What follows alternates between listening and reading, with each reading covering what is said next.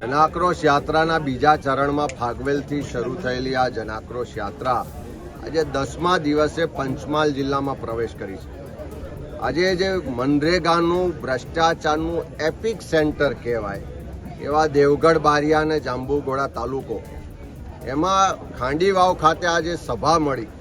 લોકોએ જે રજૂઆત કરી છે કે આ એક નાનો તાલુકો કે જેની કુલ વસ્તી 42,000 છે, ફક્ત 26 ગ્રામ પંચાયતો છે, એક જિલ્લા પંચાયત સીટ છે, એમાં 4 વર્ષમાં 300 કરોડ રૂપિયા મનરેગામાં ખર્ચ થયો અને એમાંથી 216 કરોડ રૂપિયા ફક્ત મટીરિયલ ખાતે ખર્ચ્યો. આખા દેશમાં મનરેગામાં મટીરિયલ ને લેબરનો જે રેશિયો છે 40-60નો છે. અહીંયા આગળ જે તમે પરિસ્થિતિ જુઓ, આંકડા જુઓ, તો મટીરિયલના ખર્ચા 78% છે અને લેબરનો ખર્ચો ફક્ત 22% છે. એનો સ્પષ્ટ મતલબ છે કે અહીંયાના ભાજપના જે મોટા નેતાઓ છે એની પોતાની 4 એજન્સીઓ મારફત આ 200 કરોડ કરતાં વધારેનું મટીરિયલ સપ્લાય કરવામાં આવ્યું, જેના સ્થળ પર કોઈ કામ જ નથી થયા એવા પુરાવા છે, હકીકતો છે, વારંવાર રજૂઆતો થાય છે, તેમ છતાં એની તપાસ નથી થતી. એની સામે લોકોએ ખૂબ મોટો આક્રોશ વ્યક્ત કર્યો છે.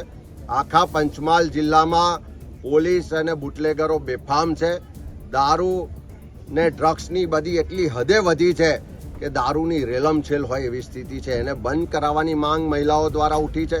અહીંયાના ખેડૂતોને કોઈ જાતની રાહત નથી મળતી, ખાતર નથી મળતું, એના દેવા માફ કરવા માટેની એક માંગ ઉઠી છે. અહીંયા જે અનેક ઉદ્યોગો છે ત્યાં ઉદ્યોગોમાં પણ સ્થાનિક યુવાનોને રોજગાર નથી મળતો, કામદારોનું શોષણ થાય છે, કામદારોને એનો હક અધિકાર નથી મળતો.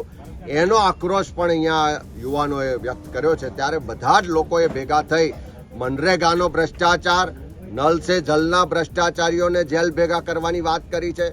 અહીંયા ગુજરાત ફ્લોરો જે કંપની છે એમાંથી જે પ્રદૂષિત ધુમાડો નીકળે છે, વાયુ નીકળે છે, એના કારણે ઝેરી વાયુથી અનેક લોકોના મોત થયા છે. હમણાં પણ એક વ્યક્તિનું મૃત્યુ થયું. એ કંપનીના કારણે આખા જિલ્લાનું પ્રદૂષણ વધી રહ્યું છે, લોકોના જીવ જોખમમાં છે. એ કંપની સામે કાર્યવાહી કરવાની પણ માંગ ઉઠી છે. આ બધા જ મુદ્દાઓને લઈને આ જનાક્રોશ યાત્રા પંચમહાલ જિલ્લામાં શરૂઆત થઈ છે. આજે 10મા દિવસે ખૂબ મોટી સંખ્યામાં ભાઈઓ, બહેનો, યુવાનો બધા જ લોકો જોડાઈ અને સરકાર સામે પોતાનો આક્રોશ વ્યક્ત કર્યો છે.